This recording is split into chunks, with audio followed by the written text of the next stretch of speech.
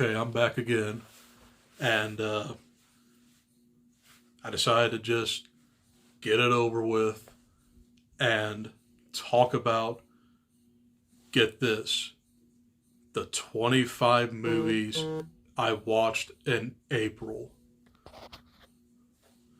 So, I watched a lot of movies this month. I mean, I was a beast. So, I have everything from like survival horror to Evil Dead to even Metallica. So, buckle up and join me on this odyssey of movies I watched in April. Now, I have a lot to get through, so I'll try and remember all of these movies as well as I can. So let's go ahead and get started with the first movie I watched in April. And that movie is going to be Fall. And this was a movie released last year at like the back end of summer. And this is a movie about like two girls who are experienced climbers, and in the beginning they like climb like a mountain and they lose one of their friends. So it picks up like a year later, and it turns out the guy that they lost was the main girl's fiance, I want to say.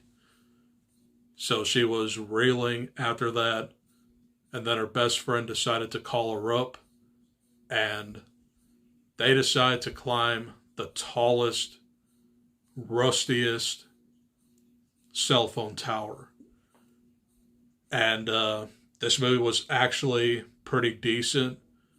I'm actually a sucker for like survivor horror movies, and there's actually quite a bit on in this video. So, overall, this was a really decent movie, and I had fun with it. So, the next three I watched were the day after that movie, and I just decided to have like a little mini marathon of these three movies I'm going to talk about. And the first one I want to talk about is The Loved Ones. And I have heard of this movie a couple times on YouTube. And it's basically like an Australian independent film. And I watched this on Paramount Plus. It's basically about this teenage girl who wants to have a date with this guy at the prom, but the guy that she wanted to get with shot her down. But turns out he didn't want to shoot down this girl because she's a psycho. So she lives with her dad, and they both are psychos. So basically this is Wolf Creek meets prom night, if you will. I really had fun with this, and I highly recommend it.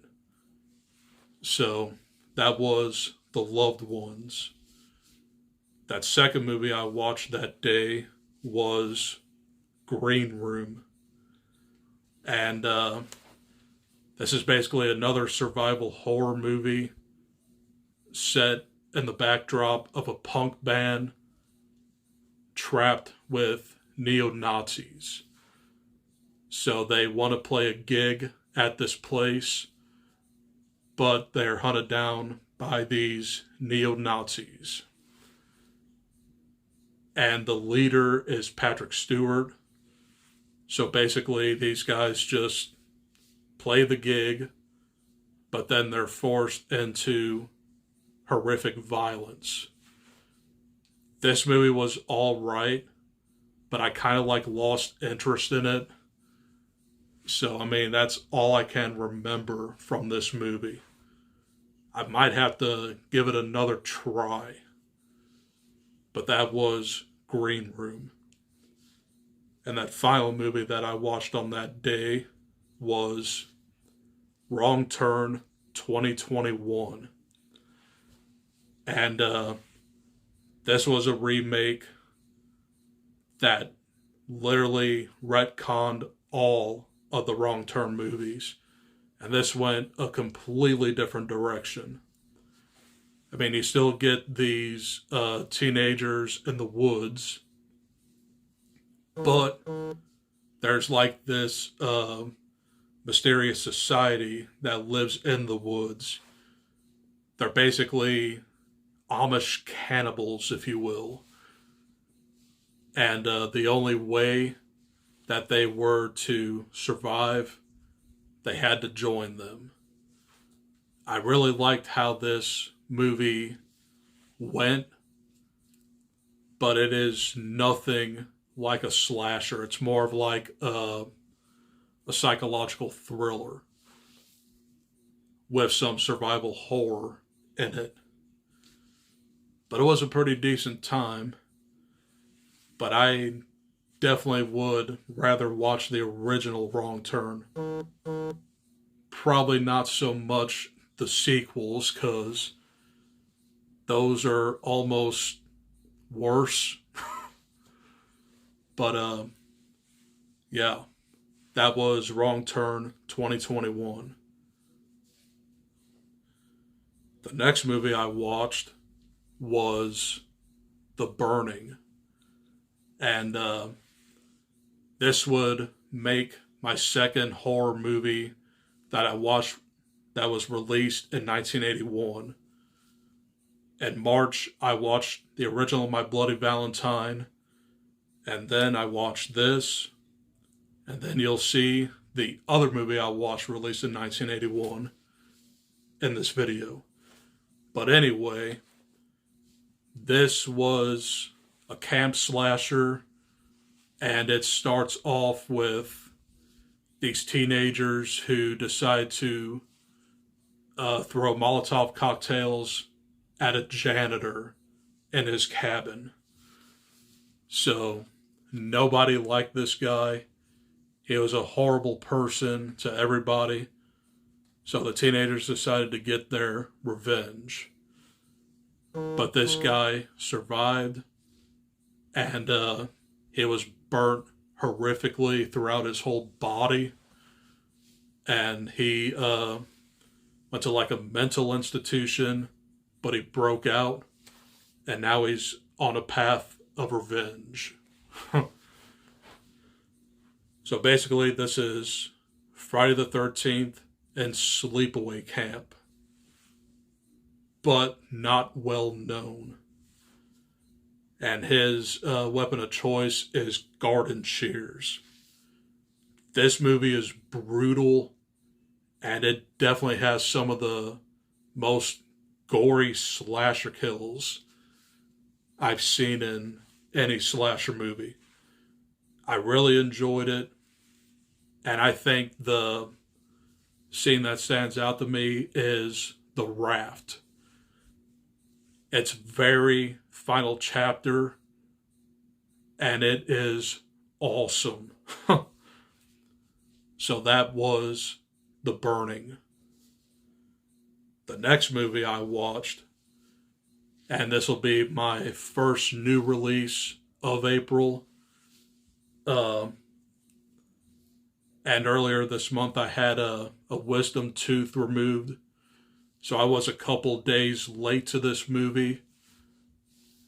And as of recording this, it joins the $1 billion movie club, the Super Mario Brothers movie. And this movie was everything I needed it to be. It was fun. It brought nostalgia back. And it also gave us Peaches, performed by Jack Black. And yes, I still sing it. Leave me alone. But anyway, this is about Mario and Luigi. They're plumbers in Brooklyn, and they decide to like fix a water main break, but then they get transported to the Mushroom Kingdom, and Luigi gets separated from Mario. So throughout this movie, Mario has to save Luigi from Bowser. And you also meet Donkey Kong along the way. This movie is just really, really fun, and it is accessible to anybody who would love this. And it is definitely going to be one of the most profitable movies of the year. And it ain't even summer yet. And this movie already hit $1 billion. So that was the Super Mario Brothers movie. The next movie I watched was For Richer or Poorer. And this stars Tim Allen and Kirstie Alley. Yeah, I got that right. And this was released in the 90s. It was in the era of like Home Improvement and Santa Claus. So basically, Tim Allen and Kirstie Alley were a rich couple who worked on Wall Street, but then they got in trouble by tax fraud. So they decide to go undercover in an Amish community. I like this movie. It's definitely got that 90s humor, and it's kind of like a throwback, but I really enjoyed it. But that was For Richer or Poorer. The next movie I watched were 2 survival horror movies. Like I said, I got a lot of survival horror movies on this list, but I decided to throw on these next 2 on that day. The first one I want to talk about is Frozen 2010. Not the animated movie. This one is completely different, and it stars Emma Bell, Shawn Ashmore, and Kevin Zegers, I want to say.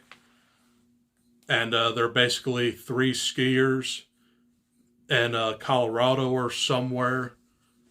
And they decide to do like a late run on a mountain top. But then the ski lift decided to close, and they were left on there for like a week. Now, this movie sounds insanely ridiculous, but I've seen it quite a few times and I actually really enjoy it. And it's basically got like attributes of like The Gray, because you get an inclusion of like wolves in here. So yeah, basically these 3 kids decide to or try to survive, and only one comes out on top. Really decent movie that I really wish that they would make more of. And that next movie I watched was 247 Degrees Fahrenheit. Yeah, that's the name of this movie. But this was the complete opposite of Frozen. And it just had like a group of these college kids locked in a sauna. Yeah, it really sounds vague. But basically, one of the guys locked them in, and they were forced to cool themselves down before being saved. So yeah, nothing much to talk about there. So moving on. The next movie I watched is was the start of my previous ranking series.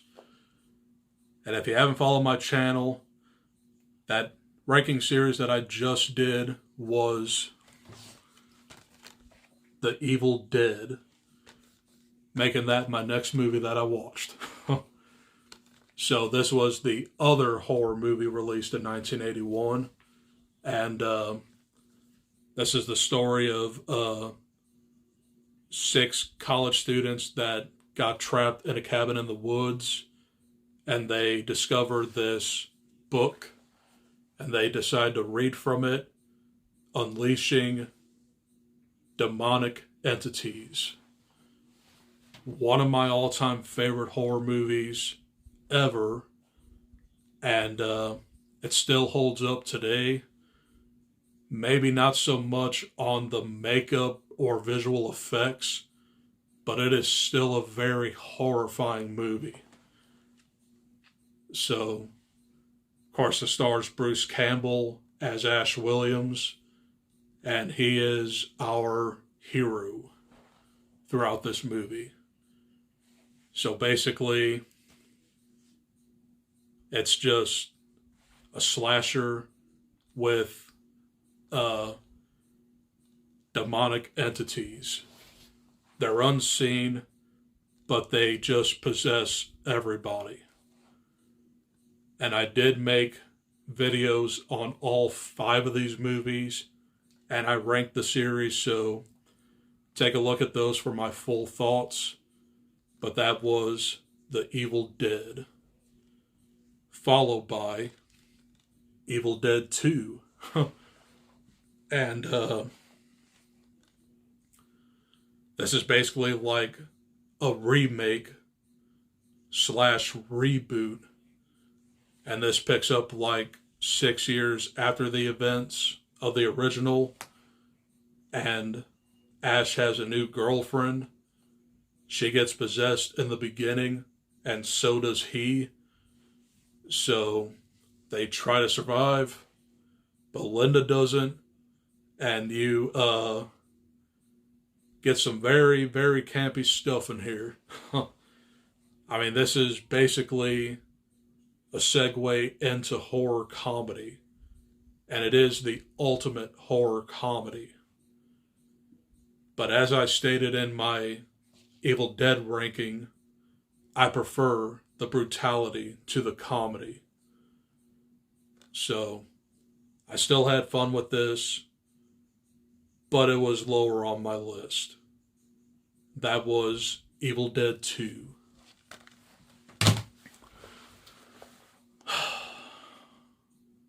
Continuing on, and I still have 13 movies to talk about. But the next movie I watched was The Sand. And this movie was definitely my least favorite of the month, but it was still a pretty fun time. And this is basically a movie about spring breakers who party on like a beach, and they wake up the day after, and one of the beachers discovers like an egg in the sand. So throughout this movie, the sand eats people. Yeah. And when this movie wraps up, it's like some kind of alien creature that just wreaks havoc. That's all I got to say about this movie. So the next movie I watched was Air, Courting a Legend. And I did do a review on this channel, so take a look at that. But this is the foundations of Nike trying to get in touch with Michael Jordan and making him a big star.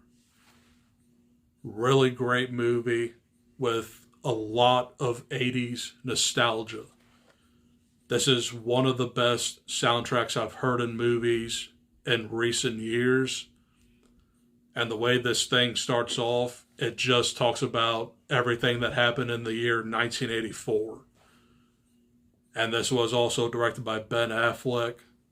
So it was definitely a passion project for him. And I really did enjoy this movie. It's in talks of being in my best of list. And moving on, the next movie, if you want to say that, is going to be Metallica 72 Seasons global premiere. So basically, this was what Attention did, where they showcased the whole album, but this played all of 72 Seasons, which is the new Metallica album, obviously. And yeah, they just played the entire album. Nothing there. But Metallica is coming to St. Louis November 3rd and 5th. And I'm hoping to get some tickets like really, really soon. So hoping to see them in November. I cannot wait. So yeah, I just decided to just throw this on this list. It's not really a movie, but why not? The next movie I watched was Renfield. And this was another standout of the month. And this stars Nicholas Hoult and Nicolas Cage. And also Awkwafina. So this is Nick Cage as Dracula.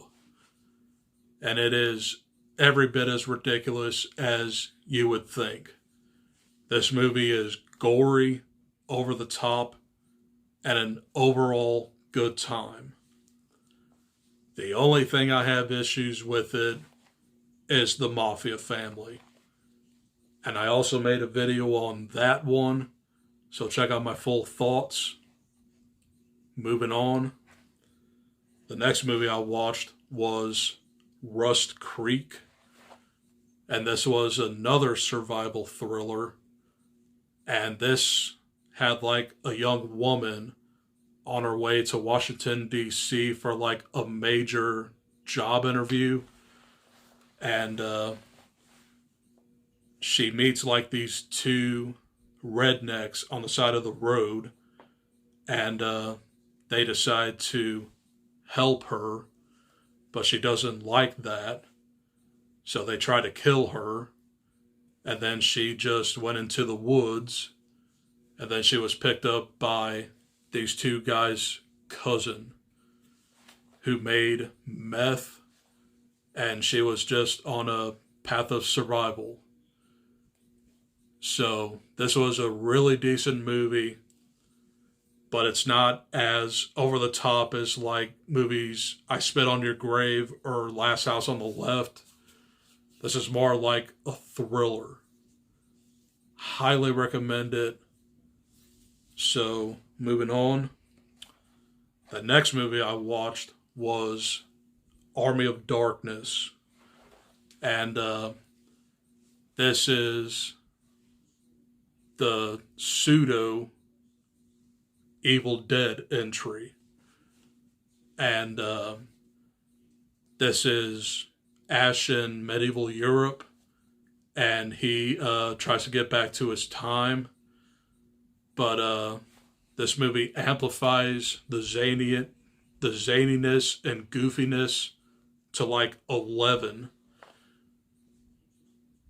But basically, you also have Ash's doppelganger that grows on him, but then shrinks down, and he just goes, rah, rah. It's funny. But I really did enjoy this movie quite a bit.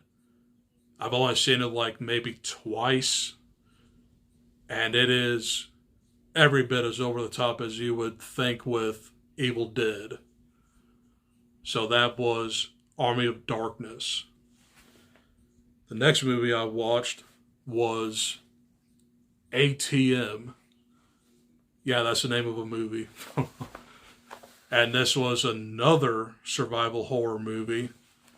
And it stars Josh Peck, and I forgot who the other two actors were, but they were just leaving work after a Christmas party, and they want to stop at this ATM to get money out to go eat something. So they decide to do that, but then they're terrorized by a man in a hoodie. This one was decent, but I really hated the way that it ended. But thinking about it, it kind of makes sense on how it ended, because he's just planning his next attack. And the two people with the guy who got out died, and the main guy got arrested and got charged with murder. So it's definitely not a happy ending for this movie. It was a good one though, but it is probably going to be very forgettable. And I have 7 more movies to talk about. We're getting there. The next movie I watched was the remake of Evil Dead, released in 2013. And this is every bit as the original, but more gruesome and more horrifying. This movie just rains blood. Literally, especially at the ending. So, it's just basically this group of people who form like a rehab for our main girl, because she's on like major drugs. And then they decide to read out of the Necronomicon, releasing the evil once again. This movie is very brutal and has some very cringe-worthy moments. Especially the blonde girl who cuts off her arm with an electric knife. Very hard to watch. And the way this movie wraps up, the demon gets a chainsaw down the throat while it's raining blood.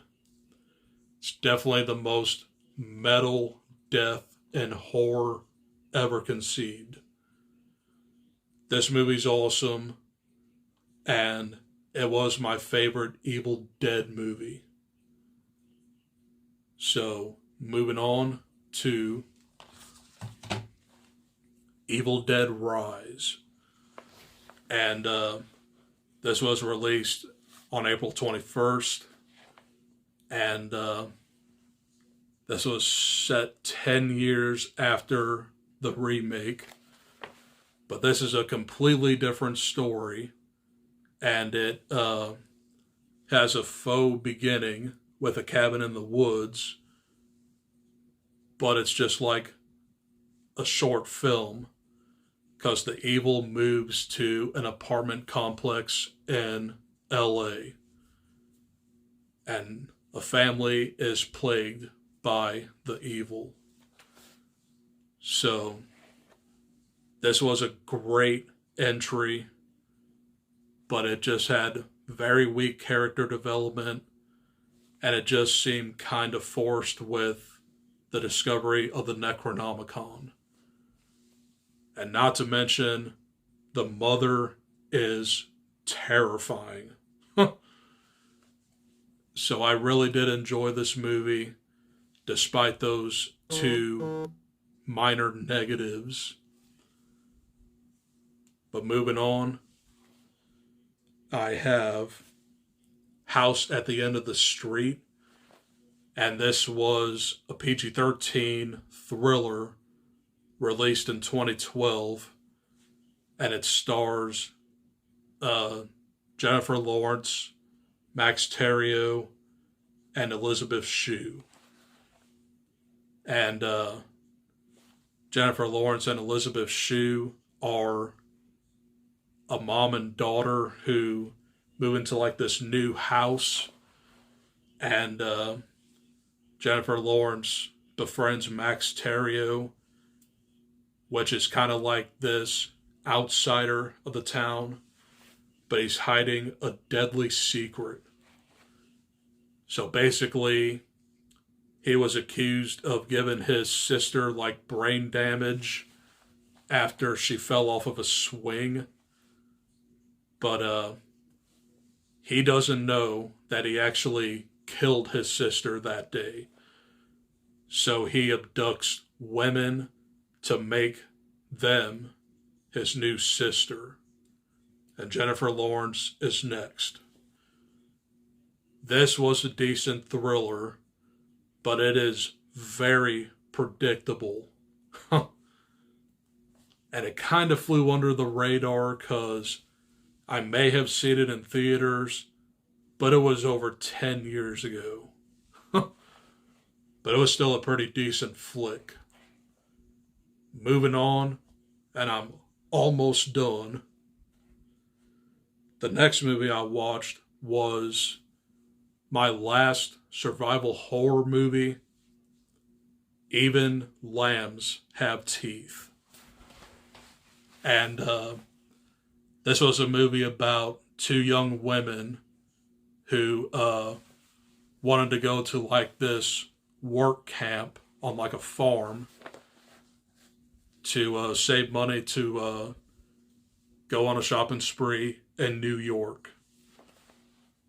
But they get kidnapped by rednecks and they were forced into sex slavery. They get out of that situation and go on a path of revenge.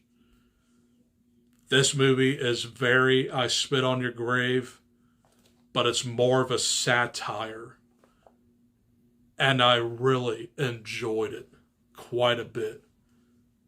It was fun, and it really opens your eyes to like the horrificness trademark of girls actually being in that situation. But I really, really did enjoy this movie. The final three movies are the movies I just talked about in my previous video.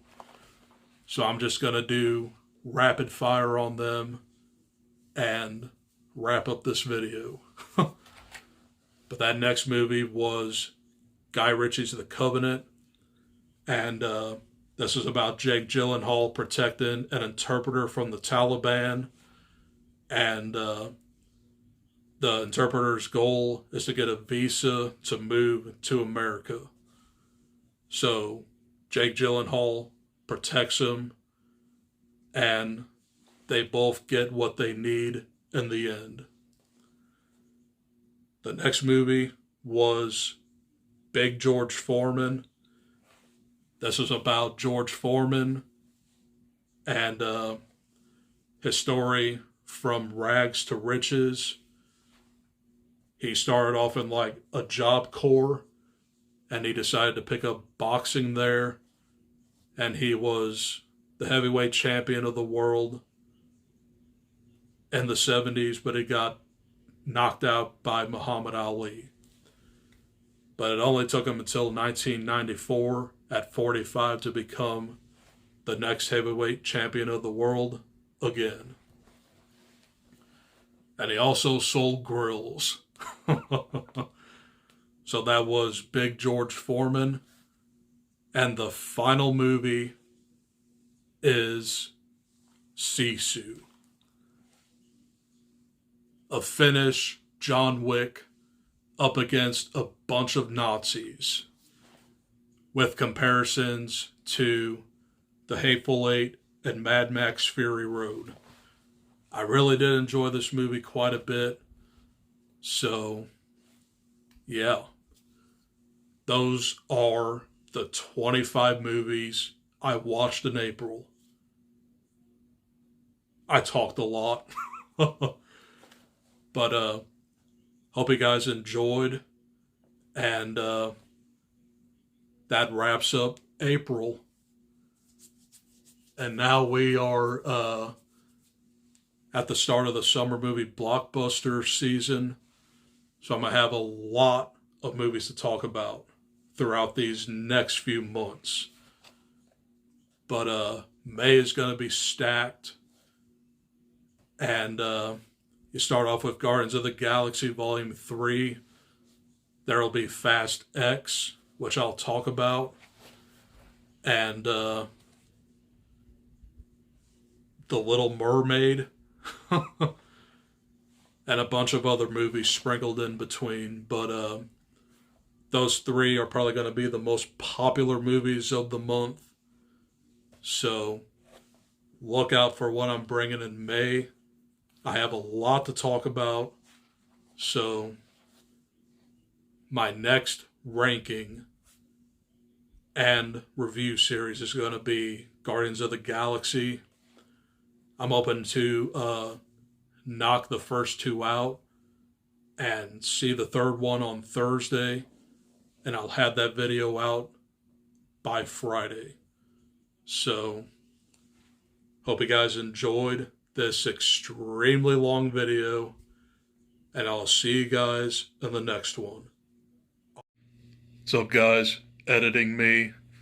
And I do want to add to my movies that I watched in April. I actually did watch one last movie tonight.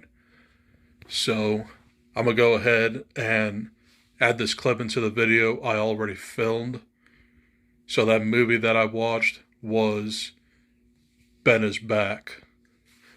And this stars Julia Roberts and Lucas Hedges. And this is the story of a mother who has a drug-addicted teenage son. He comes back, and they try to reconnect with each other. And it's set around like Christmas Eve into Christmas Day. So the only way to keep him sober from like using anymore is that she has one day to keep him from using anymore. This movie was very powerful and brutal in its realism, because drug use is not a pretty sight to behold, especially when it's a mother and son. So, yeah. I guess you can say that I now watched 26 movies in April. Alright guys, take care, and I'll see you guys in my Guardians of the Galaxy movie review coming in the next couple days. Have a good Sunday night. Adios.